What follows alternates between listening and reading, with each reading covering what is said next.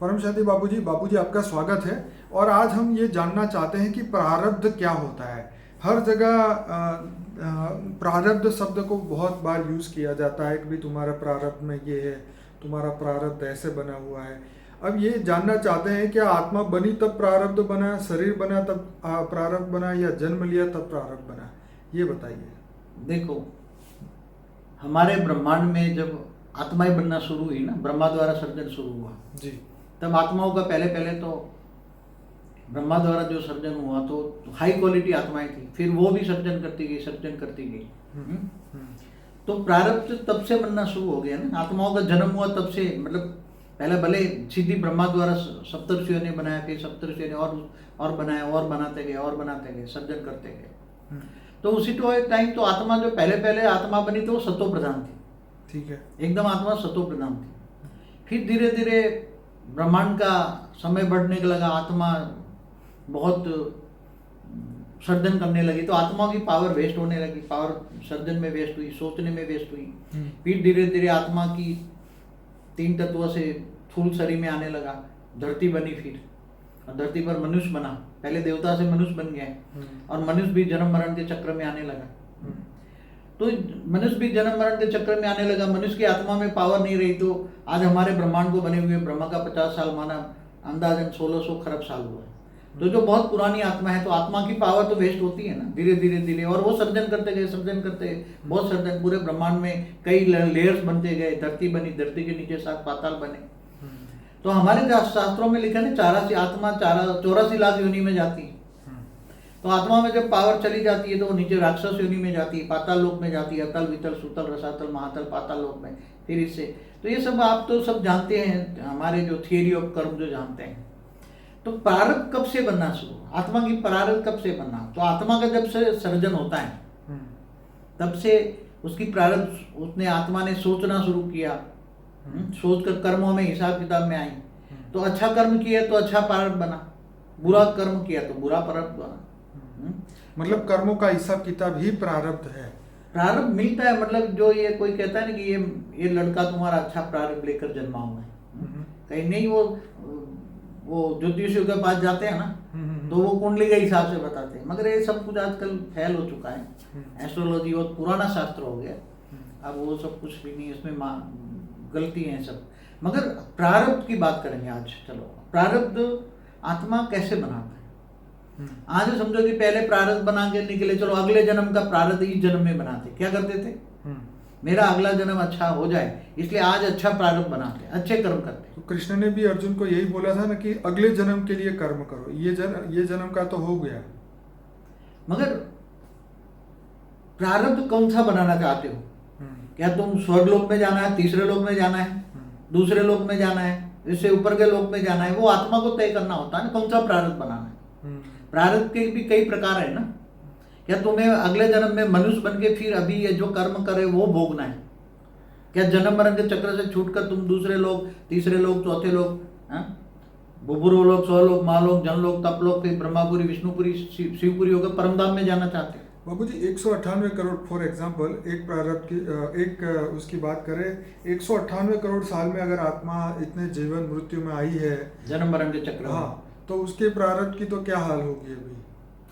मगर जब आत्मा को ज्ञान हो जाए, हर कोई आत्मा जन्म मरण से चक्र से छूटने के लिए, मोक्ष पाने के लिए, तो अभी उसने संकल्प ही नहीं किया कि भी मुझे जन्म मृत्यु से बाहर निकलना है, तो उसका क्या होगा? तो मगर जन्म मरण के चक्र से निकलने के लिए उसको तो ये क्या सिखाते, तू अच्छा आज तक तो क्या किया भक्ति मार्ग में, क्या सिखाते, तो दान कर, तो अगले जन्म में तुम्हें मिलेगा।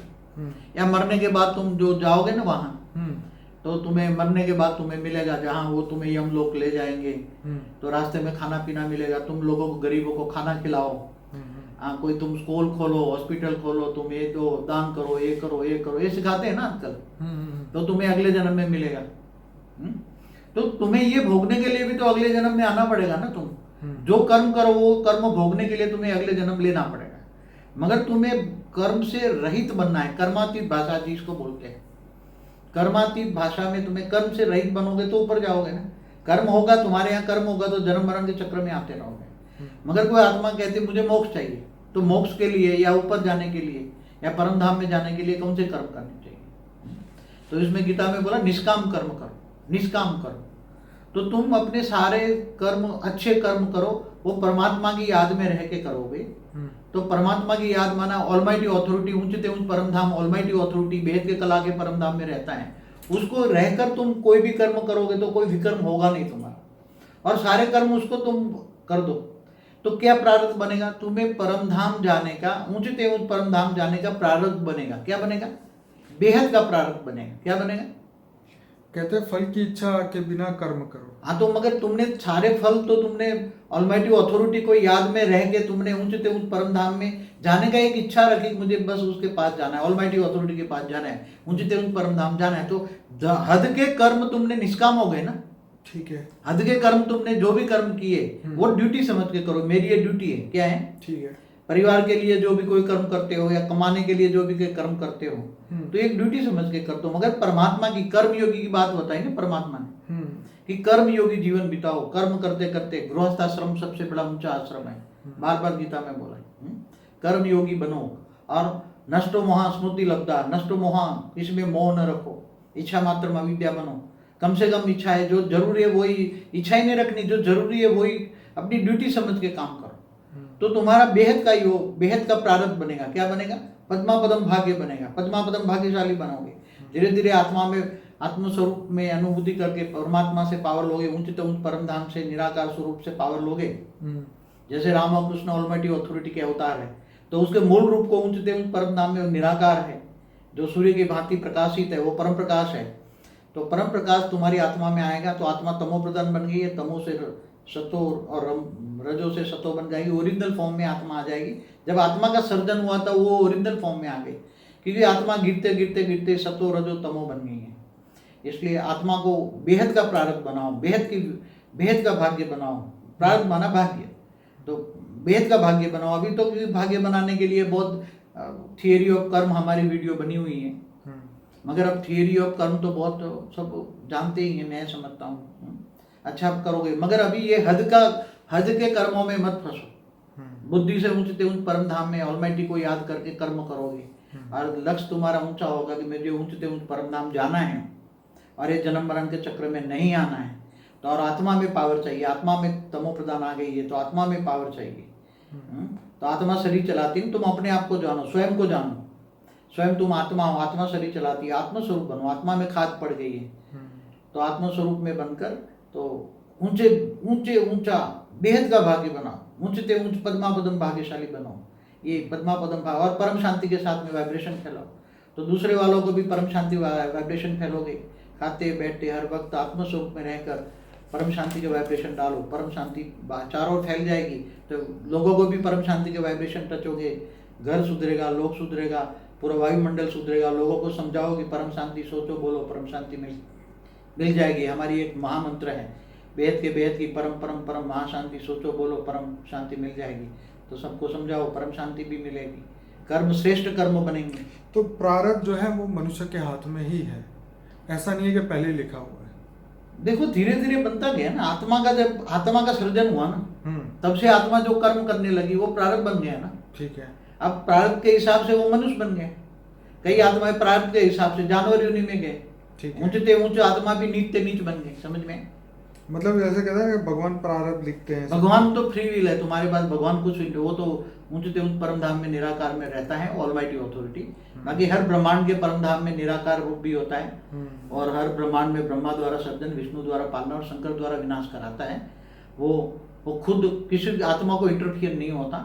हर आत्मा अपना ही मित्र है और अपना ही दुश्मन है। अच्छे कर्म करोगे तो अच्छा पाओगे, बुरे कर्म करोगे तो बुरे पाओगे। इसलिए बेहद का भाग्य बनाओ, बेहद के भाग्य और ज्ञानदान महादान, बेहद का प्रारब्ध बनाए, बेहद का प्रारब्ध में जा सके, बेहद के परम धाम में जाओ, ऊंचते उस परम धाम में जाओ, बेहद की कला के परम धाम में जाओ। तो तुम्हें बेहद का ज्ञान होना चाहिए। तो बेहद का विश्व कितना बड़ा है, तो पहले ये ज्ञान सुनो, बेहद का विश्व कितना बड़ा है। चलिए बाबूजी, ये तो आपने बहुत बढ़िया बताया। मैं अपने श्रोताओं को बताऊंगा कि हमारा अनस्पोकन ट्रूथ का एक प्लेलिस्ट है जिसमें 120 से ज़्यादा वीडियोस हैं और उसमें भी जैसे अभी जो बात हो रही थी सीक्रेट ऑफ कर्मा का बहुत बढ़िया वीडियो है, फॉरगिवनेस, आर्ट ऑफ फॉरगिवनेस, उसके ऊपर बहुत बढ़िया वीडियो है और परमात्मा के 10 रहस्य जो है वो हर आत्मा को जानने चाहिए। आत्मा के 10 रहस्य जो है वो सबको जानने चाहिए। उन सभी की लिंक जो है हमारे अनस्पोकन ट्रूथ के प्लेलिस्ट में है। और एक हमारा ऐप भी है जो आप जरूर से अगर गूगल स्टोर में जाके बापूजी दशरथ भाई पटेल लिखेंगे वो ऐप मिल जाएगा, आप उसको डाउनलोड करिए। उससे जो है आपको हर वीडियो की लिंक मिल जाएगी, हर प्लेलिस्ट की लिंक मिल जाएगी, फेसबुक का कांटेक्ट मिल जाएगा, वेबसाइट का कांटेक्ट मिल जाएगा। और हमारा ये मंत्र जो बापूजी ने बताया उसका भी वहाँ पे डाउनलोड करने का फैसिलिटी दिया है। ई बुक हमारी 2 रखी है फ्री में, वो भी आप वहाँ से डाउनलोड कर सकते हैं। साथ में ये सभी चीज़ हमारे परमशांति.org वेबसाइट पर भी है, तो कृपया ये सभी वेबसाइटों को सर्च करते रहें, नए अपडेट वहाँ से आपको मिलते रहेंगे। हमारे चैनल को सब्सक्राइब करना ना भूलें क्योंकि यहाँ आपको बहुत सारे वीडियोस अपलोड होते ही रहते हैं। तो इस वीडियो को लाइक करें, शेयर करें, कमेंट करें। बापूजी आपका बहुत बहुत धन्यवाद। परम शांति। परम शांति।